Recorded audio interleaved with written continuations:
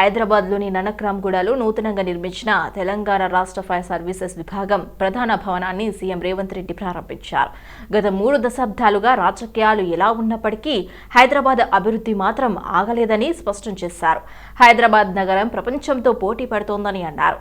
హైదరాబాద్ పెట్టుబడులకు ఎంతో అనువైన ప్రాంతమని రేవంత్ రెడ్డి అన్నారు. ఇకపై హైదరాబాద్ నగరాన్ని అర్బన్, సెమీ అర్బన్, రూరల్ పేట 3 భాగాలుగా విభజన చేసి అభివృద్ధి పరంగా మరింత ముందుకు తీసుకెళ్తామని సీఎం చెప్పారు. ఫార్మా సిటీలు కాదు, ఇకపై ఫార్మా విలేజ్లు వస్తాయని రేవంత్ స్పష్టం చేశారు. ఓఆర్ఆర్కు చేరువలో 25,000 ఎకరాల్లో హెల్త్, స్పోర్ట్స్, కాలుష్య రహిత పారిశ్రమలో ఒక వినూత్న సిటీని ఏర్పాటు చేయబోతున్నామని వెల్లడించారు. తమ ప్రభుత్వానిది విజన్ 2050 అని పేర్కొన్నారు. తెలంగాణను సర్వతోముఖాభివృద్ధి దిశగా నడిపించేందుకు మాస్టర్ ప్లాన్ కు రూపకల్పన చేస్తున్నట్లు సీఎం రేవంత్ రెడ్డి తెలిపారు.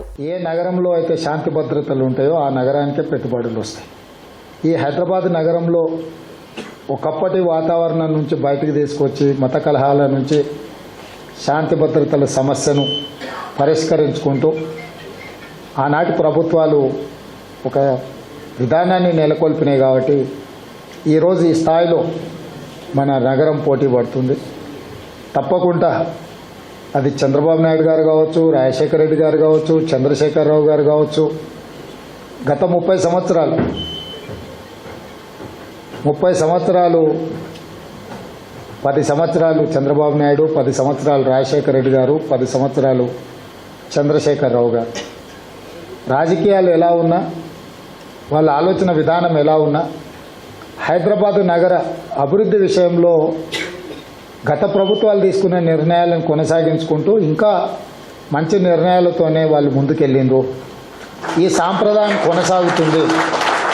ఈ నగరం వేగంగా అభివృద్ధి చెందడానికి గత ముఖ్యమంత్రులు ఏ ప్రయత్నం చేసిండ్రో వాళ్ళ ముగ్గురి అనుభవాల నుంచి పాఠాలు నేర్చుకొని కొత్తగా నూతనంగా ఇంకా హైదరాబాద్ నగరాన్ని అభివృద్ధి పదం వైపు వేగంగా నడిపించడానికే మా ప్రభుత్వం ప్రయత్నం చేస్తుంది. వేగంగా అభివృద్ధి చెందాలి అని అంటే మొత్తం తెలంగాణకి మెగా మాస్టర్ ప్లాన్ ఉండాలనేది మా ప్రభుత్వ విధానము. 2050 మెగా మాస్టర్ ప్లాన్ తెలంగాణకు ఆలోచన. గత ప్రభుత్వం 10 ఏళ్ల కాలంలో ఐటీడీఏ సమావేశాలు నిర్వహించకుండా వాటి ప్రధాన ఉద్దేశాలను నిర్వీర్యం చేసిందని డిప్యూటీ సీఎం భట్టి విక్రమార్క మండిపడ్డారు. తాజాగా సమీకృత గిరిజన అభివృద్ధి సంస్థ భద్రాచలం పాలక మండలి సమీక్ష సమావేశానికి భట్టి ముఖ్య అతిథిగా హాజరై మాట్లాడారు. 2014 నుంచి 2023 వరకు అధికారంలో ఉన్న గత బీఆర్ఎస్ ప్రభుత్వం ఐటీడీఏ ప్రాజెక్టులకు నిధులు ఇవ్వకుండా నిర్లక్ష్యం చేసిందని ఆరోపించారు. గిరిజన కుటుంబాలకు మేలు జరిగే విధంగా పాలక మండలి సమావేశాల్లో సభ్యులు సలహాలు, సూచనలు ఇవ్వాలని భట్టి అన్నారు. విద్య, వైద్యం, ఆశ్రమం, ఉపాధికి బాటలు వేసే విధంగా ఐటీడీఏ ప్రణాళికలు ఉండాలని వెల్లడించారు. ఐటీడీఏ పరిధిలో గిరిజన జీవన స్థితిగతులు మెరుగుపడాలంటే విద్యా అభివృద్ధి చెందాల్సిన అవసరం ఉందని, ఆ దిశగా అధికారుల ప్రణాళికలు ఉండాలని భట్టి సూచించారు. వరంగల్ జిల్లా ప్రజలకు మంత్రి దుద్దిళ్ల శ్రీధర్ బాబు శుభవార్త చెప్పారు. ఎంఎస్ఎంఈల కోసం నూతన పారిశ్రామిక విధానం తీసుకొస్తామని మంత్రి అన్నారు. వచ్చే ఏడాది నుంచి నైపుణ్య వర్సిటీలను ఏర్పాటు చేస్తామని హామీ ఇచ్చారు. వరంగల్ జిల్లాను ఐటీ హబ్గా తీర్చిదిద్దే బాధ్యత తీసుకుంటానని శ్రీధర్ బాబు మాటిచ్చారు. వరంగల్ను హైదరాబాద్కు ధీటుగా అభివృద్ధి చేస్తామని హామీ ఇచ్చారు. కాగా తెలంగాణ రాష్ట్రంలో హైదరాబాద్ తర్వాత అంతటి ప్రాధాన్యత కలిగిన ద్వితీయ శ్రేణి నగరంగా పేరొందిన వరంగల్ అభివృద్ధిపై రాష్ట్ర ప్రభుత్వం దృష్టి సారించిందని అన్నారు. తెలంగాణ రాష్ట్ర ప్రభుత్వం బీసీల కులగణన చేపట్టి ఒక చారిత్రాత్మక నిర్ణయం తీసుకుందని కాంగ్రెస్ పార్టీ సీనియర్ నాయకులు వి హనుమంతరావు అన్నారు. అందుకు రాష్ట్ర ముఖ్యమంత్రి రేవంత్ రెడ్డికి, మంత్రి పొన్నం ప్రభాకర్కి, మంత్రివర్గానికి హనుమంతరావు కృతజ్ఞతలు తెలిపారు. ఈ సందర్భంగా అంబర్పేటలోని ఆలీకేఫ్ చౌరస్తాలో ఉన్న పూలే విగ్రహానికి పూలమాల వేసి నివాళులర్పించారు. 18వ దశకంలో బడుగు బలహీన వర్గాలు చదువుకుంటేనే భవిష్యత్తు ఉంటుందని మహాత్మా జ్యోతిరావు పూలే అన్నారని విహెచ్ చెప్పారు. ఆయన శిష్యుడిగా డాక్టర్ బిఆర్ అంబేద్కర్ చదువుకొని భారత రాజ్యాంగాన్ని లిఖించారని అన్నారు. భారత రాజ్యాంగంలో బడుగు బలహీన వర్గాల కోసం చేసిన రిజర్వేషన్లు ఇప్పటి వరకు అమలు కావటం లేదన్నారు. గతంలో 1831లో కులగణన చేపట్టారని, మళ్లీ ఇంతవరకు కులగణన చేపట్టలేదన్నారు. దాంతో అత్యధిక జనాభా కలిగిన బీసీలకు అన్ని వర్గాల్లో న్యాయం జరగటం లేదన్నారు. మేము ప్రభుత్వానికి వస్తే క్యాస్ట్ వైజ్ సెన్సస్ చేస్తూ అన్నారు. అదేవిధంగా మధ్యప్రదేశ్లో గవర్నమెంట్ వచ్చింది, బీజేపీది, రాజస్థాన్లో వచ్చింది గవర్నమెంటు, మధ్యప్రదేశ్, రాజస్థాన్, ఛత్తీస్గఢ్లో 3 దగ్గర వచ్చినా వాళ్ళు ఇప్పటిదాకా ఇంప్లిమెంట్ చేయలే.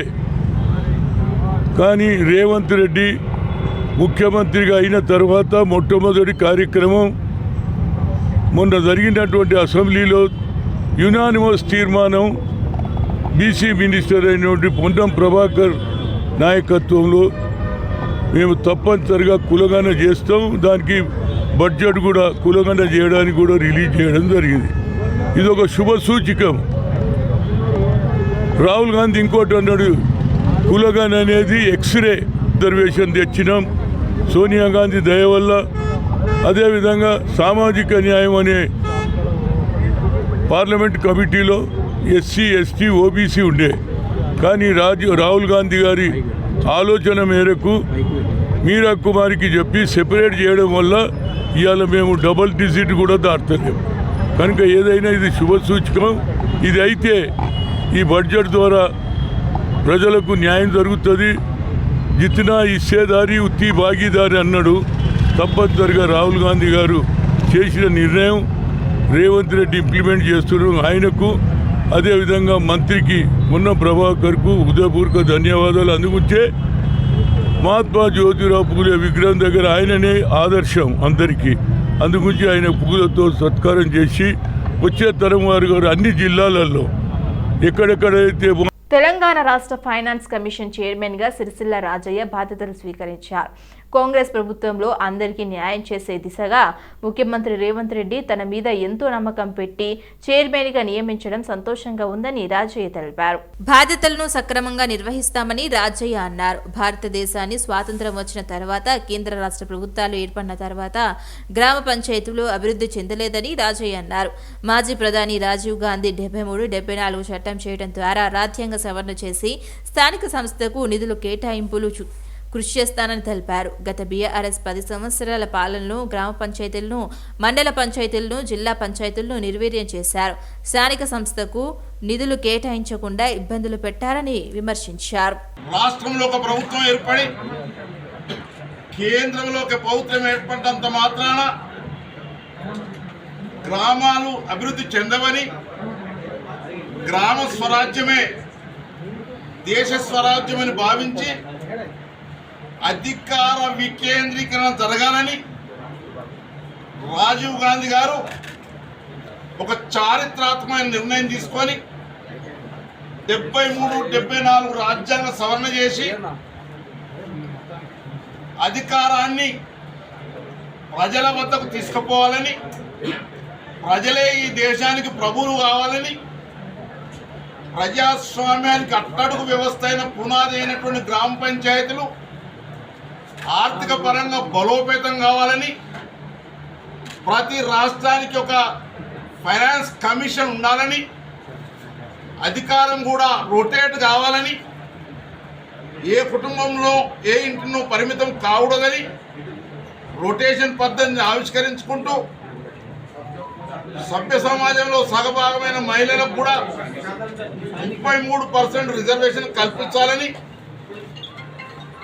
బీసీలకు కూడా ప్రత్యేకంగా రిజర్వేషన్ కల్పించాలని, ఆర్థిక పరిపుష్టి లేకపోతే స్వయం పరిపాలన సంస్థలు నిర్వీర్యమవుతామని, వాటిని బలోపేతం చేయాలని, ఎట్లయితే కేంద్రంకు రాష్ట్రానికి నిధులు విడుదలవుతాయో దానికి ఒక దామాష పెడతారో అట్లనే రాష్ట్రానికి.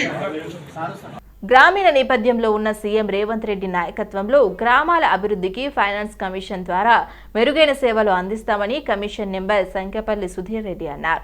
గత ప్రభుత్వం 10 ఏళ్ల పాటు కమిషన్ను నిర్వీర్యం చేయడం ద్వారా స్థానిక ప్రజా ప్రతినిధులను ఇబ్బందుల పాలు చేస్తుందన్నారు.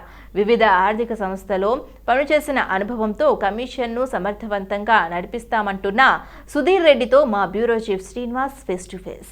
రాష్ట్ర పంచాయతీరాజ్ వ్యవస్థకు వెన్నుదన్నుగా నిలిచేటటువంటి రాష్ట్ర ఫైనాన్స్ కమిషన్ బాధ్యతలు స్వీకారానికి రంగం సిద్ధమైంది. చైర్మన్ మెంబర్స్ నేడు ప్రమాణ స్వీకారం చేయబోతున్నారు, బాధ్యతలు చేపడుతున్నారు. మనతో state finance commission member Sankhyapalli Sudheer Reddy మనతో ఉన్నారు. వారిని మాట్లాడించే ప్రయత్నం చేద్దాం. చెప్పండి సుధీర్ రెడ్డి గారు, అంటే కేంద్రంలో రాష్ట్రాలకు ఎలాగైతే ఫైనాన్స్ కమిషన్ కావచ్చు, నీతి ఆయోగ్ ఎంత ముఖ్యమో పంచాయతీరాజ్ వ్యవస్థకు స్టేట్ ఫైనాన్స్ కమిషన్ అంత ముఖ్యం. కాబట్టి మీరు ప్రభుత్వం మీకు ఇచ్చిన బాధ్యతల పట్ల ఎట్లా భావిస్తున్నారు? మీకు ఈ శాఖ పైన, ఈ వ్యవస్థ పైన ఉన్న అవగాహన ఏంటి? బాగా అడిగారు మీరు. అంటే పంచాయతీరాజ్ వ్యవస్థ మీద ఏ విధంగా అవగాహన ఉంటుంది, ఏ విధంగా చేస్తామని. ఇట్స్ అంటే టోటల్గా, అంటే ఇంతకుముందు మీరు మమ్మల్ని చూశారు, మేము మిమ్మల్ని చూసాం. టోటల్గా ఇదొక అంటే ప్యారలల్గా భిన్నమైనటువంటి మీకు అనిపిస్తుండొచ్చు, కానీ ఇది భిన్నం కాదు. ఎందుకంటే నేను గతంలో నా కెరియర్ మొదలుపెట్టినప్పుడు చాలా కంపెనీల్లో ఫినాన్స్లో పనిచేశాను నేను. అదే కాకుండా గ్రామీణ ప్రాంతం నుంచి వచ్చేటువంటి వ్యక్తిగా అక్కడ ఉన్నటువంటి సమస్యలను ఏ విధంగా పరిష్కరించాలో కూడా కొంత అవగాహన ఉన్నటువంటి వ్యక్తులు. అందులో ప్రజల మధ్యలో ఉండి ప్రజల కోసం పనిచేసి ఇన్ని రోజులు ఒక 30 సంవత్సరాలు, 35 సంవత్సరాలు, 40 సంవత్సరాల పాటు నేరుగా ప్రజల దగ్గర ఉండి పనిచేసినటువంటి వ్యక్తులు, పంచాయతీరాజ్ వ్యవస్థ మీద కొంత అవగాహన ఉన్నటువంటి వ్యక్తులం. కాబట్టి ఖచ్చితంగా 100% మేము అటు రాష్ట్ర ప్రభుత్వానికి, అటు పంచాయతీరాజ్ వ్యవస్థకు, అటు ప్రజలకు, గ్రామీణ ప్రాంతానికి ఒక అనుసంధానంగా ఉండి ఖచ్చితంగా పనిచేస్తాం. పంచాయతీరాజ్ వ్యవస్థలో గ్రామ పంచాయతీలు, జిల్లా పరిషత్తులు చాలా ముఖ్యమైనవి. అయితే గత 10 ఏళ్ల పరిపాలనలో వీటిని చాలా నిర్లక్ష్యం చేయడం గురైంది. ఆ క్రమంలో కొంతమంది సర్పంచులు ఆత్మహత్య కూడా చేసుకున్న పరిస్థితి మనం చూసాం. కాబట్టి ఆ 10 ఏళ్ల కాలము గాడి తప్పినటువంటి వ్యవస్థను గాడిలో పెట్టడానికి మీ దగ్గర ఉన్న ప్రతిపాదనలు ఏంటి? చూద్దాం. ఇంకా ఛార్జ్ కూడా తీసుకోలేదు, జస్ట్ అనౌన్స్మెంట్ మాత్రమే వచ్చింది, ఇంకా బాధ్యతల్లోకి వెళ్ళలేదు. అప్పుడే మీరు ప్రతిపాదనలు ఏ విధంగా ఉన్నాయి, ఎట్లా ఉన్నాయి? మాకు చైర్మన్ గారు ఉన్నారు, మాకు ఇతర సభ్యులు ఉన్నారు, మా ముఖ్య కార్యదర్శి గారు ఉన్నారు. మీకంటూ ఒక విజన్ ఉంటుంది కదా, ఇట్లా చేయాలని ఒక ఆలోచన. డెఫినెట్గా ఇది చాలా బాధ్యతగా పనిచేయాలనేటువంటి ఆలోచన. ఎందుకంటే ప్రభుత్వానికి పంచాయతీ శాఖనే, పంచాయతీరాజ్ డిపార్ట్మెంటే చాలా పెద్ద వెనుదన్నుగా ఉన్నటువంటి దీనికి మాకు మంత్రి గారు ఉన్నారు. చాలా రకరకాలుగా వేరియస్ ఫ్యాక్టర్స్ ఉన్నాయి ఇక్కడ. అంటే ఒకసారి అక్కడ దిగిన తర్వాత, దాని గురించి రివ్యూ చేసిన తర్వాత, దాని గురించి ఆలోచించిన తర్వాత ఏ విధంగా నాకు సొంతంగా ఆలోచనలు ఉండొచ్చు, కానీ అవన్నీ కూడా ఇప్పుడు చెప్పడానికి కుదరదు. కాబట్టి 100% ఒక బాధ్యతాయుతమైనటువంటి నిర్వహణ మాత్రం నిర్వర్తిస్తాం. ఖచ్చితంగా ఇప్పుడు ఉన్నటువంటి ముఖ్యమంత్రి గారు కానీ, ప్రభుత్వం కానీ ఎవరు సూచనలు సలహాలు ఇచ్చినా తీసుకోవడానికి సిద్ధంగా ఉంది. గతంలో అలా లేకుండా అని మీరే అంటూ ఉన్నారు, నిర్లక్ష్యం చేసిరని మీరే చెప్తా ఉన్నారు. ఆ నిర్లక్ష్యాన్ని గురి కాకుండా, నిర్లక్ష్యం చేయకుండా ఖచ్చితంగా ఉండేటట్టుగా మా వంతు ప్రయత్నం మేము చేస్తాం. ముఖ్యమంత్రి గారికి కూడా మాకున్నటువంటి అనుభవాన్ని, అంటే చూసినటువంటి అనుభవాన్ని 1-2 సార్లు వారి చెవులో వేయడానికి కూడా మేము సిద్ధంగా ఉంటాం. గతంలో మాదిరిగా జరగకుండా, ఆత్మహత్యలు జరగకుండా ఉండాలని మాత్రం కోరుకుంటా ఉన్నాం. ఇది మొత్తం మీద స్టేట్ ఫైనాన్స్ కార్పొరేషన్ను బలోపేతం చేసి గ్రామ పంచాయతీలు, మండల పరిషత్తులు, జిల్లా పరిషత్తులను బలోపేతం చేయడం ద్వారానే అభివృద్ధిని సమతూకంగా తీసుకెళ్తామని చెప్తున్నారు. అలాగే గతంలో జరిగినట్లు కాకుండా భిన్నంగా ఈ శాఖను బలోపేతం చేస్తాము. సీఎం రేవంత్ రెడ్డి కూడా ప్రత్యేకమైనటువంటి దృష్టి ఉంది పంచాయతీరాజ్ వ్యవస్థ మీద, మాకు కూడా అవగాహన ఉంది. ఈ రంగాలలో, దీనికి సంబంధించిన రంగాల్లో పనిచేసిన అనుభవం ఈ వ్యవస్థకు ఉపయోగపడుతుందని కూడా state finance commission member Sankhyapalli Sudheer Reddy చెప్తున్న పరిస్థితి. వీడియో జర్నలిస్ట్ మాధవ్తో Srinivas, city vision, Hyderabad. GHMC కార్యకలాపాలు ప్రజలకు అందుబాటులో నిలపాలని సికింద్రాబాద్ శాసనసభ్యులు తీగుళ్ల పద్మారావు గౌడ్ ఆకాంక్షించారు. ఇప్పటికే తాము సాధించిన నిధులకు సంబంధించిన పనులను వేగవంతం చేయాలని పద్మారావు గౌడ్ అన్నారు. సికింద్రాబాద్ సర్కిల్ జీహెచ్ఎంసీ నూతన డిప్యూటీ కమిషనర్గా సుభాష్ రావు పదవి బాధ్యతలు స్వీకరించారు. ఈ సందర్భంగా పద్మారావు గౌడ్ను మర్యాదపూర్వకంగా కలిశారు. ఆయనకు పద్మారావు గౌడ్ అభినందనలు తెలిపి సికింద్రాబాద్లో అభివృద్ధి కార్యకలాపం ముమ్మరం చేసి ఆదర్శ సర్కిల్గా పేరు తెచ్చుకోవాలని సూచించారు. ఉప్పల్ చిల్కనగర్ డివిజన్లో బన్నాల గీతా ప్రవీణ్ ఆధ్వర్యంలో మల్లారెడ్డి సేవా ట్రస్ట్ ఉచిత మెగా వైద్య శిబిరం నిర్వహించారు. ముఖ్య అతిథులుగా Malla Reddy Seva trust health city chairman Bhadra Reddy, Uppal MLA Bandaru Lakshma Reddy పాల్గొని పేద ప్రజలకి ఉచితంగా మందులు పంపిణీ చేశారు. మల్లారెడ్డి సేవా ట్రస్ట్ ద్వారా గత 10 సంవత్సరాల నుండి పేద ప్రజల కోసం ఉచిత మెగా వైద్య శిబిరాలు ఏర్పాటు చేస్తామని తెలిపారు. అన్ని రకాల టెస్టులు చేసి ఉచితంగా మందులు పంపిణీ చేస్తామని అన్నారు. మేనేజర్ హెల్త్ ప్రాబ్లమ్స్ ఉన్నవారికి ఫ్రీ బస్ పెట్టి తమ హాస్పిటల్లో ఉచిత వైద్యం అందిస్తున్నామని భద్రారెడ్డి అన్నారు. అంటే బీపీ చెకప్ కానీ, షుగర్ కానీ, అదేవిధంగా డెంటల్ కానీ, ఆర్థోపెడిక్, గైనిక్ అన్ని రిలేటెడ్ డిపార్ట్మెంట్స్ డాక్టర్స్ రావడం జరిగింది. వాళ్ళు చెకప్ చేసి ఫ్రీగా మెడిసిన్స్ ఇవ్వడం కూడా జరుగుతుంది. అంతేకాకుండా ఏదైనా ప్రాబ్లం ఉండే వాళ్ళకు కూడా ఐడెంటిఫై చేసి రేపు స్పెషల్ బస్ పెట్టి ఇక్కడ నుంచి వాళ్ళు రిఫర్ చేసిన వాళ్ళని అక్కడ మా హాస్పిటల్ తీసుకెళ్ళి కంప్లీట్గా ఫ్రీ ట్రీట్మెంట్ చేసి మళ్ళీ ఇక్కడే డ్రాప్ చేయడం కూడా జరుగుతుంది. సో ఇవన్నీ కూడా ఫెసిలిటీని ఇంకా యూజ్ చేసుకోవాలని కోరుతున్నాను. Thank you. అంటే మల్లారెడ్డి మా ఎక్స్ మినిస్టర్ గారు మీ అందరు కూడా ఐడియా ఉంది, తన కాలేజీలు ఉన్నాయి. వాళ్ళ అబ్బాయి భద్రారెడ్డి తన కూడా ట్రస్ట్ ద్వారా మా ఏరియాలో ఈ హెల్త్ క్యాంప్ పెట్టినందుకు first of all thank you అన్న. ఎందుకంటే మీరు అందరు కూడా జనాలతో ఉండి అందరు కూడా మా యొక్క ఈ చిలకనగరే కాదు మా అన్ని డివిజన్లలో కూడా పెట్టి మాకు కొద్దిగా అంటే మా జనాలందరూ కూడా ఏమవుతుందంటే మీరు అందరు ఫ్రీగా చేపిస్తున్నావు కాబట్టి మందులు కానీ ట్రీట్మెంట్ కానీ అన్నీ ఫ్రీగా చేపిస్తున్నావు కాబట్టి స్లమ్స్లల్లో ప్రతి బస్సులో స్లమ్స్లలో కొన్ని కాలనీస్లలో కూడా పెడితే బాగుంటుందన్న. మా రిక్వెస్ట్ ఏంటంటే ఇట్లనే మీరు ఎప్పటికీ బాగుండాలి. నాన్నగారు కానీ మీ బావగారు కానీ వీళ్ళందరూ కూడా మీరు అందరూ హాస్పిటల్సే నడిపిస్తున్నారు. ఇంకా మీరు ముంగట మా కాన్స్టిట్యూన్సీ సంబంధించిన ఏమైనా ఉన్నా కూడా మీరు అందరూ కూడా హెల్ప్ చేయాలని చెప్పి కోరుకుంటున్నాను. థ్యాంక్ యూ అన్న. ఈ యొక్క అంటే ఈ ట్రస్ట్ ద్వారా ఈ మందులు కానీ అంటే టెస్టులు కానీ లేకపోతే బీపీ చెకింగ్ కాడికించి అంటే సూర్యాపేట మండలం ఇమాంపేట ఎస్సీ గురుకుల పాఠశాలకు చెందిన విద్యార్థులను వరుసగా ఆత్మహత్యలకు పాల్పడుతున్నారు. వారం రోజుల క్రితమే ఓ విద్యార్థిని హాస్టల్లోనే ఉరివేసుకుని ఆత్మహత్యకు పాల్పడగా అదే పాఠశాలకు చెందిన మరో విద్యార్థిని ఉరివేసుకుని సూసైడ్ చేసుకుంది. 10 రోజుల వ్యవధిలోనే 2 విద్యార్థుల ఆత్మహత్యలకు పాల్పడడం రాష్ట్రంలో సంచలనంగా మారింది. ఈ క్రమంలో విద్యార్థినులు వరుసగా ఆత్మహత్యలపై బీఆర్ఎస్ ఎమ్మెల్సీ కవిత స్పందించారు. విద్యార్థిని ఆత్మహత్య చేసుకోవడం బాధాకరమని కవిత ఆవేదన వ్యక్తం చేశారు. ఒకే పాఠశాలకు చెందిన 2 విద్యార్థులు కొద్ది కాలం వ్యవధిలోనే ఆత్మహత్య చేసుకున్నారని గుర్తు చేశారు. తెలంగాణ సాంఘిక సంక్షేమ పాఠశాలల్లో ఏం జరుగుతోంది? విద్యార్థులు ఎందుకెలా వరుసగా ఆత్మహత్యలు చేసుకుంటున్నారని ప్రభుత్వాన్ని ప్రశ్నించారు. పూర్తిస్థాయి సాంఘిక సంక్షేమ శాఖ మంత్రి లేకపోవడం ఇలాంటి అనేక సమస్యలకు ప్రభుత్వం పట్టించుకోలేకపోతుందని ఆరోపించారు. తక్షణమే పూర్తిస్థాయి సంక్షేమ శాఖ మంత్రిని నియమించడంతో పాటు విద్యార్థులకు కౌన్సిలింగ్ ఇచ్చే దిశగా ప్రభుత్వం ఆలోచన చేయాలని కోరారు. తెలంగాణ రాష్ట్ర అసెంబ్లీలో బీసీ సమగ్ర కులగణన తీర్మానం ఏకగ్రీవంగా ఆమోదం పొందిన విషయం తెలిసిందే.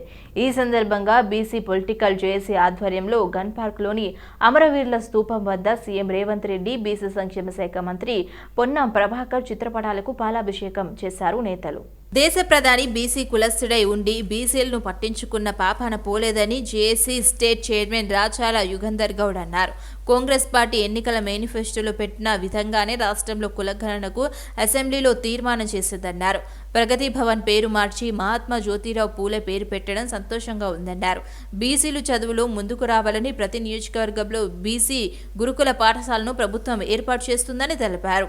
బీసీ రిజర్వేషన్ ఉంచాలని చెప్పి కోర్టుకు వెళ్ళినా కూడా జనాభా లెక్కలు లేవని చెప్పి ఈరోజు పక్కన పరిస్థితి మనం చూసాం.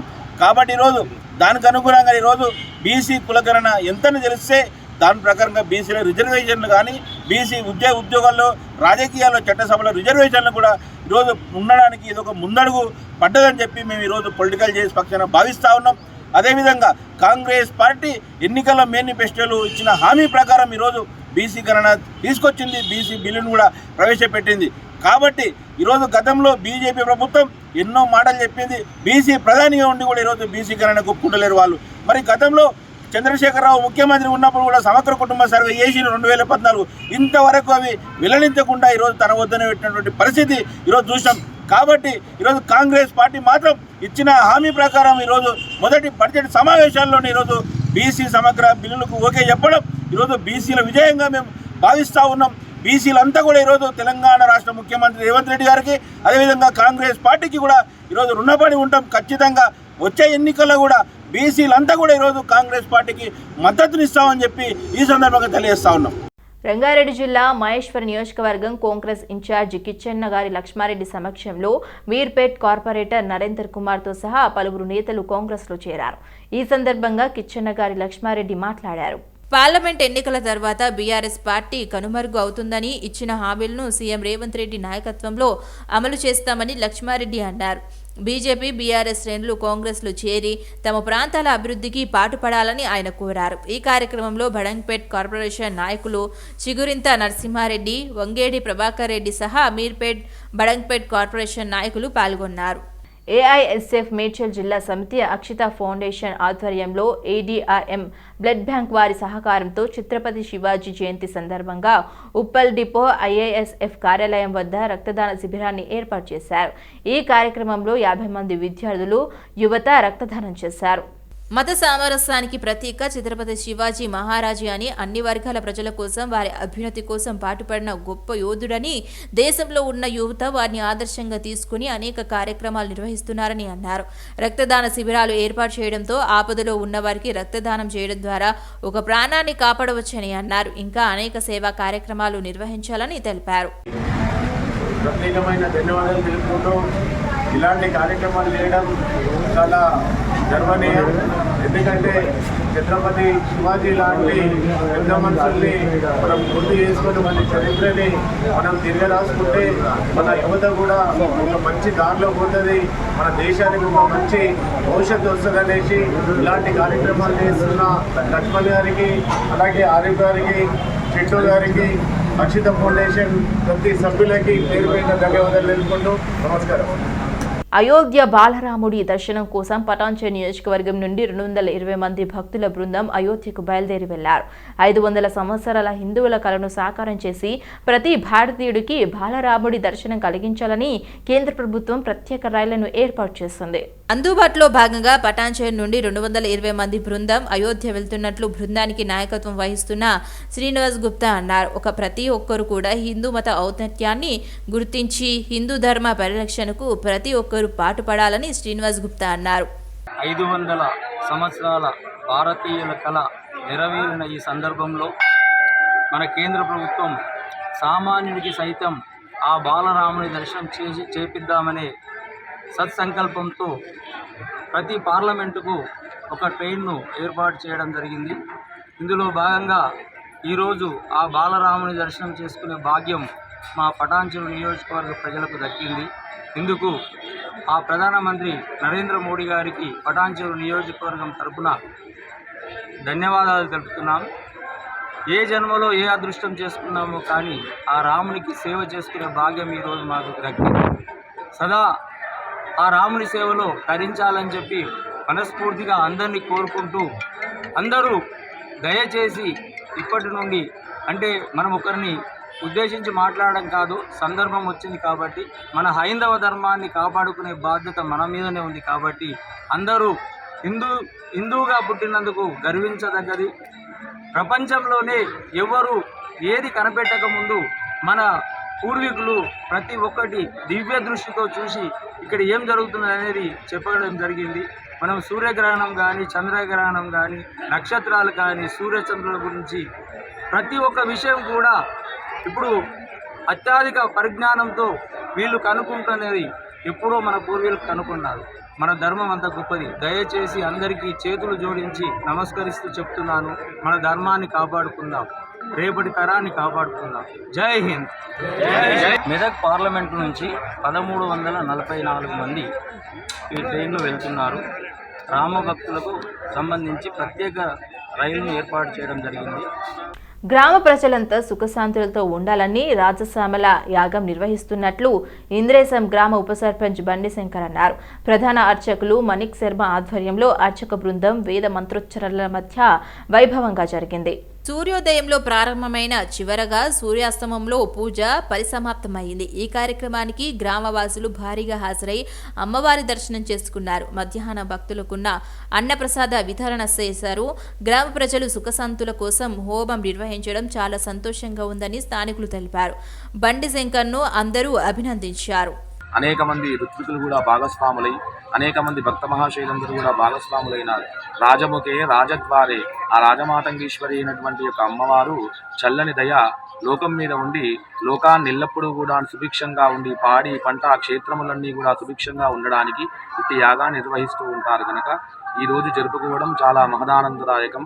ప్రదోష కాలంలో ఆ పూర్ణాహుతి జరగడం కూడా చాలా ప్రసిద్ధిగాంచినటువంటి యొక్క అమ్మవారు కాబట్టి భవిష్యత్తులో ఇంకా అనేక కార్యక్రమాలన్నీ కూడా నిర్వహించి ఎన్నో యజ్ఞయాగాది క్రతువులు కూడా ఆచరించి వారు హరిశంకర్ గారు భవిష్యత్తులో వారి కుటుంబము భవిష్యత్తులో అనేకంగా పేరు ప్రఖ్యాతులన్నీ కూడా సంపాదించి లోకానికి సేవాభావం అనేటటువంటిది మనిషి ఒక్కరికి కూడా ఉండాలి. అట్టి భావన మాత్రము చేత ఇట్టి యాగం జరిగింది కాబట్టి లోకా సమస్త సుఖినో భవంతు, సర్వే జనా సుఖినో భవంతు. సుపరిపాలన అందాలని, గ్రామంలో అందరూ ఐక్యంగా ఉండాలని, అందరూ ఒకరికొకరు సహకరించుకోవాలని ఆ మాతను కోరడానికి, మాత ఆశీర్వాదం తీసుకోవడానికి ఈరోజు రాజశ్యామల హోమం చేసుకోవడం జరిగింది. అదేవిధంగా అందరూ సహకరిస్తారని, భవిష్యత్తులో అందరూ కలిసి ఉంటారని చెప్పేసి భగవంతుని కోరుకుంటూ, సహకరించిన అందరికీ పేరు పేరున అందరికి కృతజ్ఞతలు తెలుపుతూ, ఇక్కడ వచ్చిన భక్తులకు కూడా అందరూ సుఖ సంతోషాలతో ఉండాలని కోరుకుంటూ. హైదరాబాద్లో మరోసారి ఐటీ రైట్స్ కలకలం రేపాయి. ఎల్బీ నగర్లోని బీజేపీ నేత శ్రీరాములు యాదవ్ ఇంట్లో ఇన్కమ్ ట్యాక్స్ ఆఫీసులు సోదాలు చేపట్టారు. ఉదయం నుంచి ఆయన నివాసంతో పాటు పీఏ ఇంట్లోనూ తనిఖీలు చేస్తున్నట్లు సమాచారం. కాగా ఇటీవల జరిగిన అసెంబ్లీ ఎన్నికల్లో శ్రీరాములు యాదవ్ మహేశ్వర నియోజకవర్గం నుంచి బీజేపీ అభ్యర్థిగా పోటీ చేసి ఓడిపోయిన సంగతి తెలిసిందే. లోక్సభ ఎన్నికల వేళ బీజేపీ లీడర్ ఇంట్లో ఐటీ దాడులు జరగడం తీవ్ర చర్చనీయాంశంగా మారింది. బీఆర్ఎస్ అభ్యర్థి మాజీ మంత్రి సబితా ఇంద్రారెడ్డి చేతిలో 26,000 ఓట్ల తేడాతో ఓడిపోయారు. శ్రీరాములు పర్సనల్ అసిస్టెంట్ నివాసంతో పాటు శ్రీరాములు బిజినెస్ పార్ట్నర్ ప్రతిమారెడ్డి ఇంట్లో కూడా ఐటీ రైడ్ జరుగుతోంది. పోలీస్ సిబ్బంది సాయంతో వారి ఇళ్లకు ఐటీ అధికారులు వెళ్లారు. మాజీ ఎంబీసీ చైర్మన్ తాండూరి శ్రీనివాస్పై ఓయూ నాచారం ప్రెస్ క్లబ్ ప్రతినిధులు ఉస్మానియా యూనివర్సిటీ పోలీస్ స్టేషన్లో ఫిర్యాదు చేశారు. ఇటీవలే ఒక ప్రముఖ ఛానల్ డిబేట్లో స్టింగర్లపై అనుచిత వ్యాఖ్యలు చేశారని ఫిర్యాదు చేశారు. ఈ మేరకు ఓయూ ఏసీపీ జగన్ ని కలిసి ప్రెస్ క్లబ్ ప్రతినిధులు ఫిర్యాదు చేశారు. మరొక్కసారి ఇలాంటి వ్యాఖ్యలు చేయకుండా ఉండాలంటే ఇలాంటి వారిపై చర్యలు తీసుకోవాలని కోరారు. ప్రభుత్వానికి ప్రజలకు వారిది అయినటువంటి మీడియా ప్రతినిధులను కించపరిచేలా వ్యవహరించడం సరికాదని అన్నారు. వెంటనే తాడూరి శ్రీనివాస్ తమకు క్షమాపణలు తెలపాలని డిమాండ్ చేశారు.